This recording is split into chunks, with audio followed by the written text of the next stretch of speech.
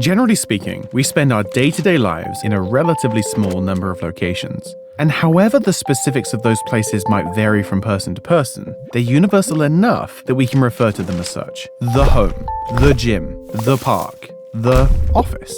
That one in particular is interesting, because whether it makes you think of a never-ending maze of battery farm-style cubicles or an open-plan, fun-loving, dog-friendly workplace, the office is a universal concept because it's been central to the majority of jobs for over half a century. But as high-speed internet has increased in reliability and availability, this has started to change, with the idea of working from your own home becoming both more viable and more popular.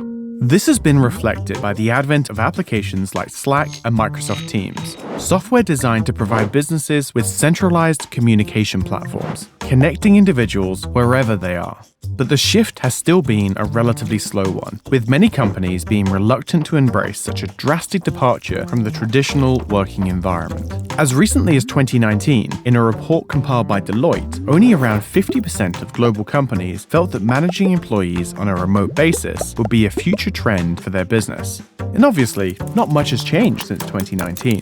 Oh wait, everything has changed. In early 2020, with the onset of lockdowns and social distancing in response to the COVID-19 pandemic, businesses quickly realized that office environments were no longer logistically sustainable and scrambled to move huge numbers of their employees from office settings to remote working. The result was a rapid acceleration of what had previously been a very gradual transition, cramming what might have been the next decade of progress into a few short months. It'll be a while till the long-term consequences of this are clear, but what is notable is the positivity of the general reaction, with almost 60% of Americans who started working from home during the pandemic saying they would prefer to continue doing so once it had ended.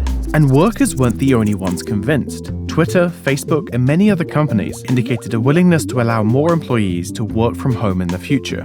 I understand this positive reaction from both sides. Personally, I've been working from home for 10 years and managing teams remotely for a big chunk of that time, so I've seen most of the benefits firsthand. More comfortable surroundings, fewer distractions, no dress code. Okay, well, a more relaxed dress code. And perhaps the biggest benefit? No commute. Less wasted time. Time not spent working, but not spent with your loved ones either. All of these elements add up to a less stressful and more productive working environment, which is great for individuals, but also for their employers. In the past, many businesses have been skeptical about letting their employees work from home. They imagine them sitting around watching TV in the middle of the day.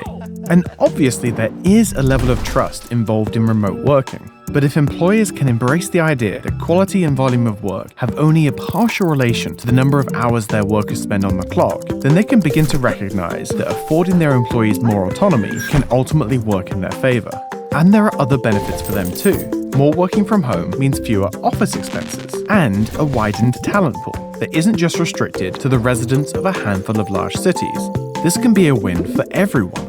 Now, none of this is to say that remote working doesn't come with its share of challenges. The work-life balance is a notoriously difficult one to strike, and inevitably there's a level of personal discipline involved in implementing the structure lost when the physical divide between the two is gone.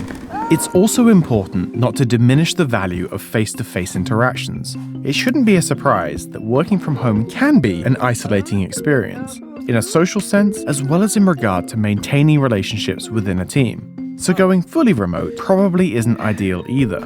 But the opportunity that the COVID-19 pandemic has given us to reassess how often we really need to be in the same place is a valuable learning experience.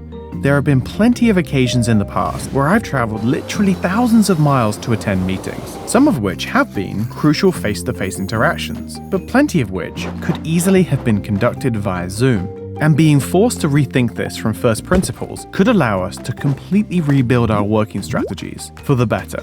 This is still a relatively new paradigm, and whether we're talking about the personal challenges for individuals or the logistical obstacles for businesses, there are clearly still issues to be resolved. But it's obvious, now more than ever before, that remote working is a viable and valuable option for the future of business. And that coming out the other side of a global crisis, this is at least one area in which there is less to be gained from a return to normality than there is from looking to the future.